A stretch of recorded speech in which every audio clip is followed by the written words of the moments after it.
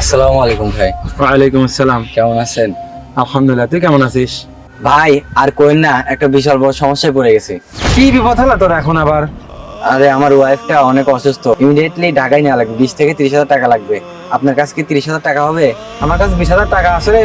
তো তোর অ্যাকাউন্টে আমি তোর অ্যাকাউন্টে 20,000 টাকা দিয়ে দিচ্ছি।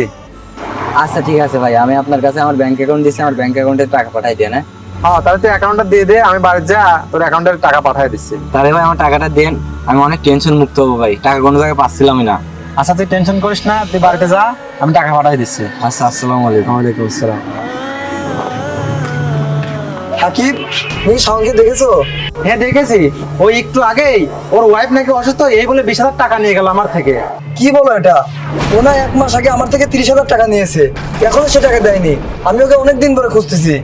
হ্যাঁ ভাই, ওই এটাই তো বলে গেল যে ওর ওয়াইফ নাকি অসুস্থ, এইটা বলে যে আমার থেকে টাকা নিল। তাহলে কি সামনে আমার সাথে দুর্নীতি করলো? তাহলে কি আমার টাকা মারা নিল? এরপর থেকে আমি আর কারোর কাছে যাচাই না করে টাকা হলো দেবো না। ঠিক আছে, সামনের সাথে যদি দেখা হয় তাহলে আমাদের এই টাকাগুলো তোলা লাগবে। এই টাকাগুলো তোলার ব্যবস্থা করো তুমি। আচ্ছা ভাই, আমি তো ভুল করে ফেলেছি, আর এখন থেকে আমি টাকা কারো দিতে গেলে আমি যাচাই বাছাই করে আগে দেখবো, তারপরে টাকা হাওলাত দেবো। আচ্ছা ঠিক আছে, দেখো সঙ্গে কোথাও পাও নাকি। আচ্ছা। আমিও দেখছি, পেলে জানাবো না তোমাকে। হতে পারে ভিডিওটা ছোট, কিন্তু ভিডিওর ভিতরে লুকিয়ে থাকা মেসেজটা আপনি যদি বুঝতে পারেন তাহলে অবশ্যই কমেন্ট করে জানাবেন।